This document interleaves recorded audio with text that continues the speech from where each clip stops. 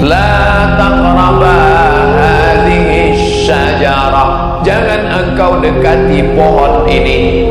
Kalau saya mau larang satu orang, la taqrab, jangan dekati. Kalau dua orang, la taqraba, kamu berdua jangan dekati pohon ini. Pohon apa? Pohon khuldi. Kalau kamu dekati, fatakuna minaz zalimin, kamu akan jadi orang zalim. Ternyata Adam khilaf, Hawa pun khilaf.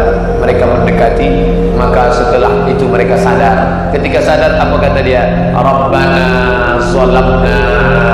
Orang yang sadar itu ngaku. Coba lihat korelasi antara larangan Allah dengan ayat Adam dan Hawa.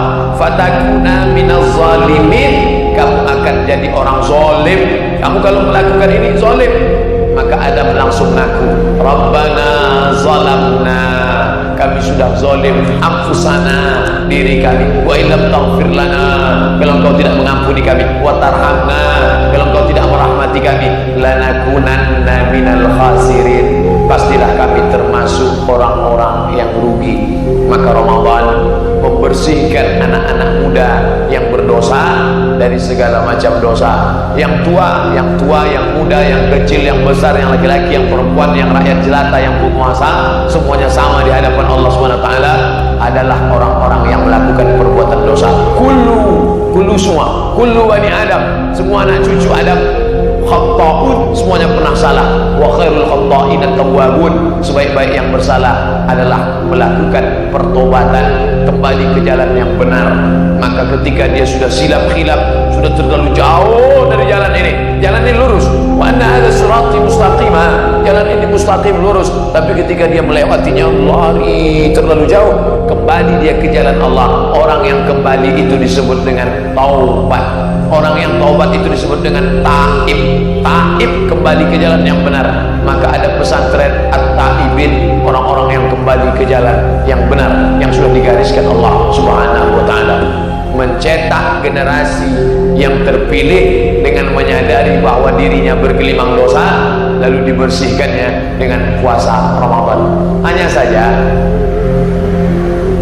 orang kalau sudah merasa bersih, ini yang paling bahaya, merasa bersih. Kenapa Ustaz pakai baju terang? Karena kalau saya pakai baju hitam, saya tidak sadar bahwa saya sedang bernoda. Orang yang pakai baju putih, dialah orang yang paling sadar bahwa dia sedang bernoda, bersalah. Orang pakai jaket hitam, kenapa seringkali jaket itu sampai bau busuk gak diganti-ganti? Karena gak kelihatan dakinya. Yang jaket hitam jangan tersinggung. Saya bukan sedang mau nyindir. Oke lah kalau hitam tersinggung, jaket biru, yang biru tersinggung juga. Jaket yang berwarna gelap. Tapi kalau kita pakai baju putih, begitu selesai langsung kelihatan, ini udah kelihatan ada Arab gundul nih, langsung ganti. Tapi kalau kita pakai hitam, sampai orang lain yang tahu. Orang yang pakai baju hitam, baju gelap, dia tidak tahu bahwa itu sudah kotor, sampai orang lain yang ingatkan dia. Itu pun orang lain itu tahu bukan dari warnanya, tapi dari baunya. Dia nggak sadar itu sudah bau. Kenapa orang selalu tidak sadar bahwa bajunya bau, pakaiannya bau, sendalnya bau, selopnya bau, sepatunya bau? Kenapa? Karena memang kalau sudah terbiasa dengan bau itu, dia pun nggak sadar bahwa itu bau.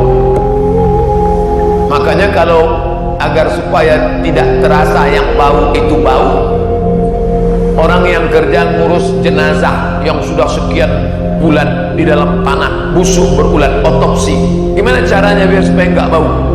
Caranya ditarik sedalam-dalamnya. Ini yang bau ya tadi, sampai akhirnya nggak bau sama sekali. Makanya kalau di dalam ruangan ini ada gas bocor, misalnya di dalam ruangan ini ada tabung gas bocor, kita tidak sadar di dalam ruangan ini karena kita semuanya sudah terkontaminasi dengan bau itu. Yang sadar itu siapa? Yang pertama kali masuk ke dalam, dia sudah mencium, ini ada bau gas. Kalian apa enggak mencium? Tidak. Karena kita sudah terbiasa dengan itu. Begitu juga dengan dosa. Orang yang terbiasa dengan buat dosa, dia tidak menyangka itu dosa. Yang melihat itulah yang baru tahu, oh ini saudaraku sedang melakukan perbuatan dosa. Ketika kita ingatkan dia, kamu dosa nih, ini ada bau gas bocor nih. Enggak ada. Siapa yang bilang? Hidung ente aja bermasalah. Ente sedang buat dosa nih. Apa bilang dosa? Yang jadi masalah adalah ketika yang sadar itu satu orang dan yang gak sadar banyak orang. Sementara kita sekarang sedang berada dalam suatu kondisi yang mengatakan suara terbanyak suara Tuhan. Yang mengatakan di sini ada gas bocor satu orang, sementara yang mengatakan tidak ada apa-apa 20 orang. Maka dalam kasus itu yang satu orang itu kalah. Ini ada bau gas bocor nih, enggak ada. Ada enggak? Enggak. Tercium enggak? Enggak. Yang mengatakan bocor siapa? Satu. Ini yang satu ini bermasalah. Ente yang bermasalah. Makanya hari ini banyak orang merasa tidak berdosa, maka orang yang mengatakan dosa itulah yang provokator. Ente yang provokator, semuanya tenang adem ayem aja kok. Ente aja yang rese, yang banyak masalah. Akhirnya dia yang dikatakan menjadi sumber masalah. Makanya zaman sekarang kalau tidak kuat keyakinan, maka orang yang benar akan merasa dirinya bersalah di tengah terlalu banyak orang yang salah. Kalau orang tidak banyak ngaji, gak banyak baca yang baik, gak banyak istiqomah dalam kebaikan, orang yang baik akan merasa dirinya tidak baik saking banyaknya orang yang tidak baik. Orang yang merasa salah sudah terlalu banyak sehingga dia merasa dia benar. Makanya kata Sayyidina Ali, Imam Ali radhiyallahu anhu, aku tidak pernah khawatir dengan baik dan buruk, aku tidak pernah khawatir dengan benar dan salah, karena dari sejak zaman Nabi Adam sampai hari ini, yang benar, yang salah, yang bengkok, yang lurus, yang hitam, yang putih, yang baik selalu ada. Ada Kabil, ada Habil, ada Muhammad, ada Abu Lahab, ada Musa, ada Namrud, ada Fir'aun, ada Ibrahim, ada Namrud. Bahwa perjalanan ada hitam, ada putih itu memang sudah pasangan. Yang aku khawatirkan, kata Sayyidina Ali, yang khawatirkan adalah ketika orang yang baik itu diam sehingga orang yang salah itu merasa dia benar. Nah, itu yang terjadi sekarang. Yang penting saya baik, masalah orang lain salah bukan urusan saya. Yang penting saya sholat, yang penting saya puasa sunat. Itu bukan anak saya, itu bukan kawan saya nggak kenal sama dia. Urus diri masing-masing. Saat itulah orang yang salah merasa dirinya benar, karena orang yang benar diam. Makanya Imam Abu Ali Ad-Daqqaq amat sangat tegas dalam masalah ini. Apa kata Imam Abu Ali Ad-Daqqaq?